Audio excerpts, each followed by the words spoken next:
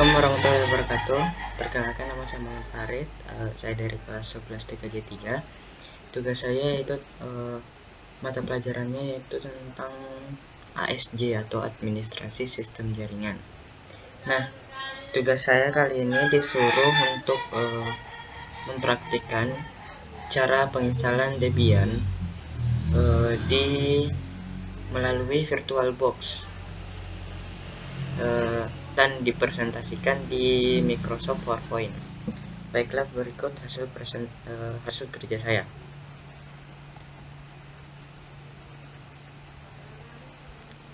Cara menginstal Debian Linux di VirtualBox.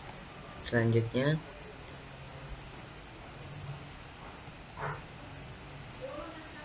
berikut adalah biodata saya.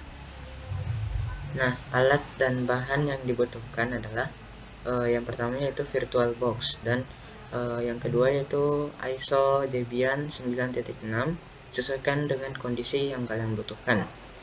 Berikut adalah langkah-langkah menginstal Debian.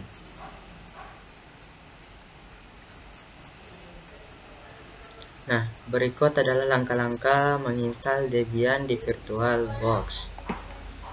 Yang pertama, bukalah VirtualBox, lalu klik New. New itu fungsinya itu membuat mesin virtual baru. Selanjutnya yang kedua, setelah mengklik New pada VirtualBox,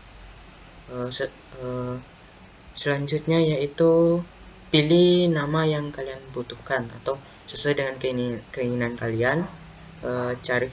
Cari foldernya dan pilih tipe, maksudnya tipe apa yang kalian butuhkan, yaitu kayak Debian yang dibutuhkan itu Linux. Nah, versinya yaitu sesuaikan dengan keinginan kalian juga. Selanjutnya, yang ketiga, sesuaikan memori untuk mesin. Pastikan tidak berada pada zona merah. Ya, seperti yang tertera pada gambar. Jadi tidak boleh tidak boleh masuk di zona merah ini. Setelah itu, klik next. Nah, yang keempat, sesuaikan ukuran hard disk untuk mesin. Lihat gambar di bawah ini. Klik sebagai contoh saya yaitu ini, klik Debian 10. Nah, lalu klik tombol start. Selanjutnya, nah, cara yang kelima, lalu klik start untuk memulai mesin. Setelah tadi kita mengklik start, lalu pilih choice, lalu arahkan ke media ISO yang sudah kalian unduh tadi, lalu klik start. Nah, selanjutnya pilih install dan graphical install untuk instalasi dengan mode GUI modern. Cara selanjutnya yaitu pilih bahasa yang akan digunakan Debian. Maksudnya itu pilih bahasa yang kalian inginkan. Bisa dipilih dengan bahasa Indonesia ataupun bahasa yang umum yang sering digunakan oleh orang, yaitu atau bahasa yang digunakan oleh mesin yaitu bahasa Inggris. Selanjutnya, pilih lokasi untuk sistem seperti untuk konfigurasi zona waktu. Zona waktunya itu kita sesuaikan di mana kita berada. Salah satu contoh besarnya yaitu Indonesia. Kita pilih Indonesia. Selanjutnya, konfigurasi lokasi lokal untuk kombinasi lokal. Maksudnya itu konfigurasi lokasi untuk kombinasi lokasi kita, tepatnya di mana. Selanjutnya, pilih keymap untuk keyboard, dan paling umum adalah yang maksudnya pilih bahasa untuk keyboardnya. Yang paling umum yaitu adalah American English atau bahasa Inggris. Selanjutnya,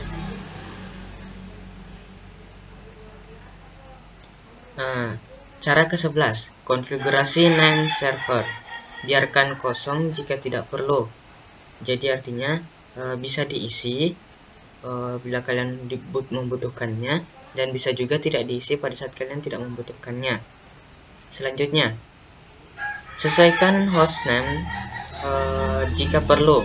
Berikan nama unik untuk membedakan komputer di suatu jaringan. Fungsinya yaitu untuk membedakan komputer dengan komputer di satu jaringan. Selanjutnya, cara ke-13, sesuaikan domain, biarkan kosong jika tidak perlu. Selanjutnya, cara ke-14, konfigurasi password untuk root user atau super user. Setelah dilakukan konfigurasi, klik continue untuk melanjutkan ke step selanjutnya. Cara ke-15, isikan nama lengkap Anda untuk Debian membuat user baru secara otomatis. Sesuaikan dengan nama yang kalian butuhkan. Ini adalah sebagai contoh. Nah, nama ini adalah sebagai contoh. Setelah itu klik continue. Nah, isikan username untuk user baru, karena Debian akan membuat user baru secara otomatis. Ingat root dan user biasa itu berbeda. Maksudnya ingat root dan user biasanya itu berbeda. Klik tombol continue lagi. Nah, cara ke-17, berikan password untuk user baru kita. Berikan password yang mudah diingat dan agak sedikit rumit. Selanjutnya, sesuaikan jam dengan memilih bagian zona waktu. Nah, misalnya kita berada di Jakarta, pilih tempatnya di Jakarta ya. Western, Sumatera, Jakarta, Java, West and Central, Kalimantan. Kalau kalian di Sulawesi, pilih Central, Sulawesi, Bali, Nusa Tenggara, East and South, Kalimantan. Selanjutnya itu ada juga Eastern atau Maluku dengan Papua. Step selanjutnya yaitu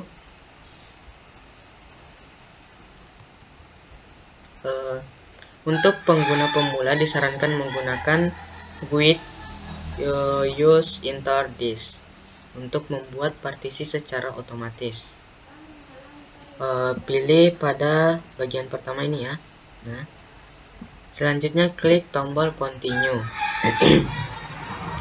Nah, step ke-20, pilih harddisk yang akan digunakan. Nanti akan secara otomatis harddisknya akan muncul di sini. Kita pilih saja yang itu, terus klik continue.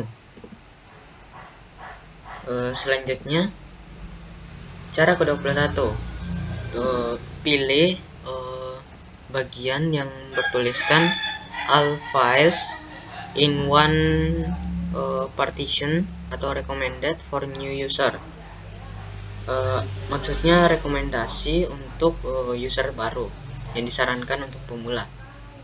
Selanjutnya yaitu pilih finish untuk menyelesaikan konfigurasi partisi. Nah, kelihatan kan di bawah sini ada finish partitioning and write change to this. Selanjutnya klik continue untuk melanjutkan. Step selanjutnya yaitu step 23, pilih yes dan klik continue untuk melanjutkannya. Nah, klik ini ya, yes ini, terus klik tombol continue untuk melanjutkan. Selanjutnya pilih yes jika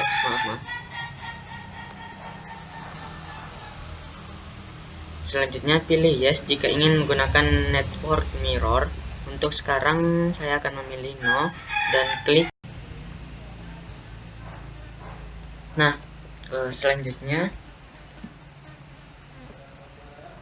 ke step selanjutnya ya.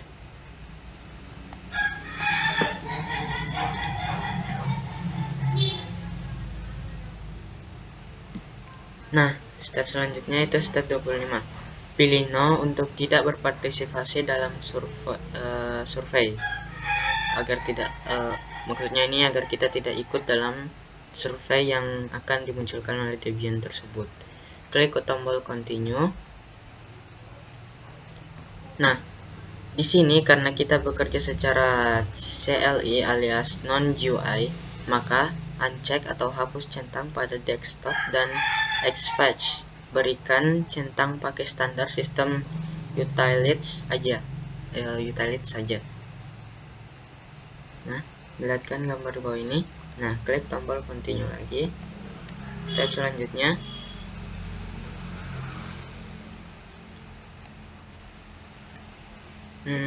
install group. Untuk boot manager, pilih yes, lalu continue. Pilih kotak yes ini, terus klik continue. Selanjutnya, arahkan ke harddisk yang akan diinstal.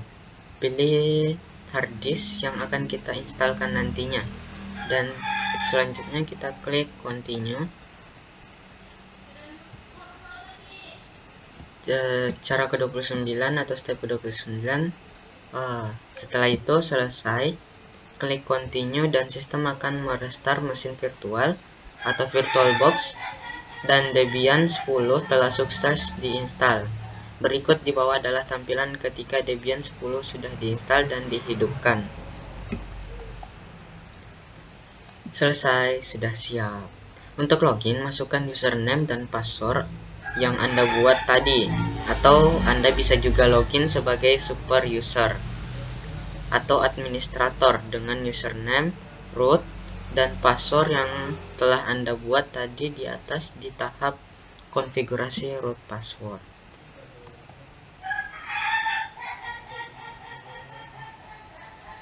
Oh, sudah selesai. Sekian dan terima kasih. Bila ada kesalahan ataupun kekurangan dari saya, mohon dimaafkan. Wassalamualaikum warahmatullahi wabarakatuh.